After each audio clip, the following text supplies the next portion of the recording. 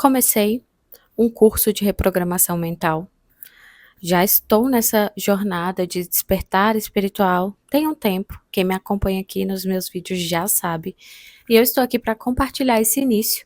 Comecei no domingo, já tem uma semana mais ou menos, hoje é sábado, que eu estou nesse processo. Me acompanham aqui, sabem que eu comecei a minha jornada, lá em 2019, mas eu era muito focada em disciplina, desenvolvimento pessoal, performance, não tinha nada de espiritualidade, era apenas me desenvolver para que eu conseguisse alcançar os meus objetivos através da disciplina. Muito mais estético, corporal e mental do que espiritual. O que você não sabe é que eu acredito muito na lei da atração, na intencionalidade, na fé. Mas eu não conseguia praticar isso, sabe? Lá no meu início, quando eu estava no meu processo de mudança de hábitos, eu lia bastante, porque eu via que muitas pessoas já utilizavam essas técnicas, mas eu não conseguia de jeito nenhum trazer para minha vida. Mas tudo bem, vamos lá. Eu já comentei dela aqui. Eduarda Escobar foi uma pessoa que mudou a minha vida esse ano. Ela faz muito conteúdo gratuito aqui no YouTube. Eu a conheci lá meados de abril, maio. Comecei a engolir, devorar o curso dela. Mudei muitas coisas na minha vida, inclusive na área financeira, que eu já comentei aqui para vocês, que eu passei por um processo de reestruturação financeira, educação financeira, e ela me ajudou muito com isso, porque ela fala bastante sobre energia do dinheiro. No início do ano, eu comecei a aplicar algumas técnicas do primeiro curso dela que eu fiz, que é chamado O Princípio. Ela fala sobre lei da polaridade, sobre leis herméticas. A lei da polaridade é a minha preferida. Sobre a lei da atração, sobre a mentalidade no processo. E ela fala um pouco, bem superficialmente, sobre a energia do dinheiro, mas aqui no YouTube ela tem vários vídeos que dá para você mergulhar e se aprofundar. Mas tá, eu só quero dar essa introdução para você. Como eu ainda estou na primeira semana, eu não tenho muitos feedbacks, mas eu posso dizer que muita coisa já mudou. Criei um diário. Criei outras energias, outras frequências. Estou intencionalizando fervorosamente todos os dias para que as coisas mudem para melhor. O que eu vim fazer aqui? Vou contar para vocês. Quero mostrar o livro que fez com que eu mudasse completamente esse ano, que tem a ver com despertar espiritual, falar um pouco sobre ele para vocês. Mas antes, deixa eu mostrar uma coisa. No curso, o nome do curso é Reprograme-se, essa daqui é a Duda, tá? Tem uma apostila, tem todo o material para você imprimir, tem um protocolo para você fazer, então a gente está no primeiro protocolo, que é um protocolo de 21 dias, tá? Tem um caderno, que é o caderno, esse aqui meu em específico, é o de anotação do curso, e tem também o diário, seu diário pessoal, que eu tô fazendo o diário desde que eu a conheci, então desde maio eu já tenho tudo registrado, todas as mudanças da minha vida. Um dia eu vou poder abri-lo aqui com vocês, algumas conquistas, e falar se realmente funciona, se não funciona, mas na verdade eu já posso dizer que sim. Algumas coisas que eu tenho no meu caderno já se realizaram. E agora vamos falar do livro que mudou completamente a minha vida, que foi esse. Um Novo Mundo, o despertar de uma nova consciência de... Eu não sei pronunciar o nome dessa autora ou autor, que eu sempre fico na dúvida. Eckhart Tolle. Não sei se é homem ou se é mulher, mas enfim. Essa persona mudou minha vida esse ano. Notem que o meu livro está completamente marcado, ok? Eu vou falar um pouco sobre o tema principal dele, que é sobre o estado de consciência, o estado de presença. Ele traz vários pontos nos capítulos sobre a libertação, sobre o nosso corpo de dor, sobre a gente descobrir quem realmente somos em essência nesse mundo, a descoberta do espaço interior, nosso propósito interior, uma nova terra, que é a nova consciência, que é o nosso eu de hoje. Ponto principal que eu entendi do livro com o ego. O ego é a nossa identificação com a forma. Por exemplo, a Carol, nutricionista, é uma pessoa que tá sempre bem vestida, que tá com a autoridade lá em cima, que tem autoconfiança, tá sempre conversando com muita segurança daquilo que tem para passar. É uma identificação da forma que eu sou nutricionista. Aí tá meu ego. A Carol dentro de casa é uma pessoa completamente diferente, vulnerável, que às vezes chora, às vezes está cansada, às vezes não quer transparecer um estado de fraqueza para o público, não quer abrir muito essa parte para as pessoas. Ou seja, toda forma que a gente se identifica é o nosso ego ali do nosso lado. Tem algumas anotações minhas durante a leitura, várias, dá para fazer um vídeo só falando sobre o livro, mas eu preciso estruturar, sentar com calma. Se você tiver interesse em ter esse resumo, comenta aqui que depois eu vou fazer um vídeo sobre isso. Mas eu tenho várias anotações importantes ao longo do livro e eu vou ler uma para você ter o gostinho do que eu vivi com essa leitura. O ego tende a equiparar o ter com o ser. Eu tenho, portanto, eu sou. E quanto mais eu tenho, mais eu sou. O ego vive por meio da comparação. A maneira como os outros nos veem nos transforma em como nos vemos. O ego se identifica com o possuir, mas sua satisfação com isso é superficial e passageira. O ter é criado pelo ego para adquirir solidez e permanência e se destacar, se tornar especial. Além do ter, existe a necessidade de ter mais, o desejo. O ego não dura muito tempo sem isso. Lá no budismo, eles falam que o desejo é uma das nossas fontes de sofrimento. E eu sou muito amadora ainda nesse estudo, mas o meu namorado estudou comigo por um tempo esse ano, a gente leu juntos Bhagavad Gita e junto disso ele também leu a Bíblia comigo, Mateus, a parte de Mateus. Então foi muito importante para esse meu despertar, para esse meu momento de busca de conhecimento, desenvolvimento pessoal, autoconhecimento, em que eu abri minha cabeça não só para um mundo novo, mas também para novas práticas na minha rotina. Tem outra parte muito interessante aqui no livro que fala sobre o corpo de dor. E é um corpo de dor que a gente adquire de inúmeros fatores. Mas me chamou a atenção, por quê? Vou dar o meu exemplo. Se você tem uma gestação ou teve uma gestação muito conturbada, provavelmente o seu filho vai nascer com uma herança do corpo de dor. E eu percebo alguns traços na minha filha em relação a essa minha fase, que eu nunca tinha identificado de onde viria, mas lendo esse livro, eu percebi que muito da minha gestação trouxe a ela alguns traços de personalidades relacionados ao que eu vivi. Então, o que eu percebo hoje? Um sentimentalismo, é uma pessoa muito sensível e a gente precisa tratar de forma muito delicada. E no início eu não entendi. Eu só queria gravar rapidamente, mas eu tive vários contratempos com a produção de conteúdo, com a iluminação, com o lugar, com a bateria do celular, com o carregamento do celular, enfim, voltamos. Se a gente não ficar boa aqui, peço perdão, nas próximas eu melhoro. Mas, onde eu estava? Tá.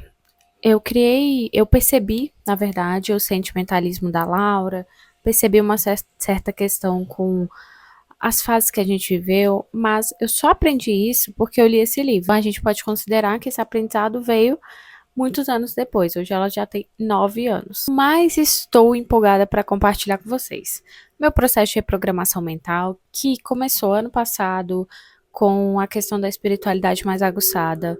Apesar disso, eu já tinha começado meu processo de desenvolvimento pessoal, disciplina, performance lá em 2019, então muita coisa relacionada a isso eu sei. Mas no campo da espiritualidade, de buscar me conectar com o meu eu interior, é algo muito, muito, muito recente. Desde o ano passado, junto com o João, esse ano com muito mais afinco, algumas leituras, cursos e inspirações a mais nesse meu processo. Além de eu querer muito entrar nessa parte espiritual com consciência, eu também quero prosperar no meu interior, não só no meu interior, eu quero manifestar coisas como bens também, materiais, então eu não quero só focar no meu ser interior, mas também no meu exterior. As duas coisas são importantes para mim nesse momento e eu vou aplicar tudo que eu sei. Como eu mostrei para vocês, eu já tenho todo o material, já tá tudo aqui junto comigo para que eu coloque esse processo em andamento o quanto antes, mas é um processo, tá? A gente tem que respeitar o ciclo do processo, é assim como igual uma gestação. A gente tem um período para o bebê ser gerado, né? Ele não tá lá e se desenvolve em 2 meses, não. Tem todo um processo. E na nossa vida, quando a gente vai trabalhar mudanças, também é a mesma coisa. Portanto, eu estou bem animada, eu já manifestei algumas coisas do meu início do ano, em que eu só coloquei algumas práticas em jogo, Nada muito uau, mas eu percebo que algumas coisas que eu tinha anotado, que eu gostaria de conquistar, eu conquistei, principalmente em relação à emoção, a sentimento, no sentido de ficar mais paciente, de entender o processo, de não trabalhar na ansiedade e no estresse, a respeitar o meu ciclo de 24 horas, a seguir os meus planos de acordo com aquilo que deve ser seguido e não tentar ultrapassar etapas, porque muitas vezes eu quis correr muito contra o tempo e o tempo ele precisava ser respeitado, ele precisava de uma ordem cronológica para que desse certo. Toda vez que eu acelerei muito alguns processos, eu me frustrei, porque ou eu não alcancei, ou eu parei, ou eu não cheguei onde eu queria chegar. Então, tudo tem o tempo certo de acontecer, às vezes é na hora que a gente quer, às vezes é na hora que a gente não quer, às vezes é um livramento, às vezes é algo que não é para acontecer, às vezes é um aprendizado mesmo que dói, mas que é necessário. Aqui no livro, ele repete muito que a nossa consciência é o nosso maior agente da mudança, porque em estado de presença você consegue agir de forma coerente. Quando você não está presente, quando você não está no agora, as suas decisões são todas influenciadas pelo seu ego. Ficaremos com esse vídeo introdutório. Acabou luz, acabou bateria, acabou um monte de coisa. Eu gostaria só de introduzir vocês que eu entrei nesse novo processo. Quem tiver curiosidade de alguma coisa do meu momento e também do meu passado, né, na questão de comportamento, de hábitos, se você já assistiu algum vídeo meu, você vai saber que eu falo muito sobre comportamento, que eu consegui instaurar hábitos saudáveis na minha vida.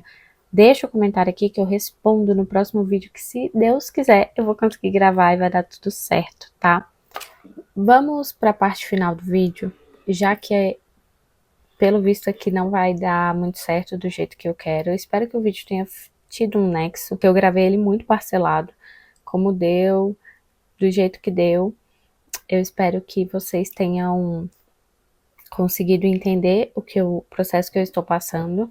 É um processo realmente de fechamento de ciclo, de inclusão de novos hábitos, de quebrar mais crenças limitantes, de entrar mais no mundo do autoconhecimento, para que o ano de 2026 seja um ano muito melhor para mim, para as pessoas que eu amo, no meu trabalho, no meu pessoal, enfim. Tenho buscado muito, muito, muito ferramentas de autoconhecimento, tenho buscado me entender mais no ser, não só no ter. E acredito que é muito importante compartilhar essa jornada com vocês, até porque nessa jornada da espiritualidade eu estou no processo. Diferente da parte fitness, que eu estou mais avançada, aqui eu estou começando do beabá. É tudo novo, as práticas são novas, as manifestações são coisas muito recentes também, mas eu acredito bastante na lei da atração. Eu acredito que tudo é regido por leis. A lei da natureza me rege também, que é a lei do mínimo esforço. Já falei aqui em alguns outros vídeos que tudo acontece como tem que acontecer. Se a gente ficar trabalhando em ansiedade no processo, tentando acelerá-lo, é mais desafiador alcançar. A gente sofre e muitas coisas saem do nosso controle. Nós não temos o controle de tudo. Acredito que de quase nada. São poucas as coisas que a gente de fato controla. Apesar de não parecer, eu sou uma pessoa extremamente ansiosa. Quer dizer, eu não sou. Tem momentos que eu estou. Hoje eu sei controlar isso com tudo que eu tenho estudado, com a atividade física, com uma vida disciplinada. Ter ordem e organização na minha rotina facilita muito que a ansiedade não se estabeleça. Tenho episódios muito menores do que eu já tive algum dia. E para lidar com a ansiedade, eu trouxe o autoconhecimento para minha vida. Eu quis entender mais sobre como funcionava a minha cabeça, quais eram os meus gatilhos, como eu poderia resolver isso, qual seria a melhor forma para eu lidar nestes cenários. E buscar estudos que me aproximem de quem eu quero ser facilitou bastante o meu processo. E eu não sou uma pessoa que está por dentro total desses estudos. E agora que eu estou entrando nesse mundo, que eu tô percebendo a vastidão que ele tem. Hoje eu estou num cenário de vislumbre com tudo que eu tenho aprendido, porque a prática de tudo que eu aprendi, literalmente, mudou minha vida nesse ano de 2025. Eu até fiz uma carta para mim de 2025, eu sugiro que você faça também, para você analisar o seu ano. E até o meio do ano foi um caos. Foi um ano extremamente desafiador. Eu coloquei ele como palavra de ordem, como um ano de renascimento, porque de fato foi. Depois do meio do ano eu comecei a engatar na vida, mas não parecia, sabe, que eu tinha vivido esses processos tão desafiadores e só consegui perceber nitidamente ao escrever no papel. Por isso que eu sugiro, faça uma análise do seu ano para ver como que foi, onde você precisa melhorar, o que você precisa deixar para trás, o que você precisa levar com você para o ano de 2026.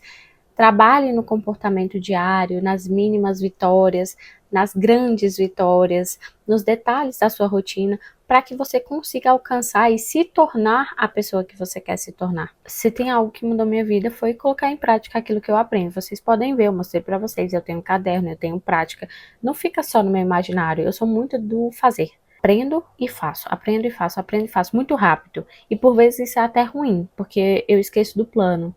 Eu só vou vivendo o fluxo das coisas. Às vezes dá certo, às vezes dá errado, mas mais importante do que tudo é tentar e não desistir, tá? Porque quando a gente desiste, o caminho fica mais desafiador, o progresso fica mais difícil, e se a gente parar, é cada vez mais difícil de continuar.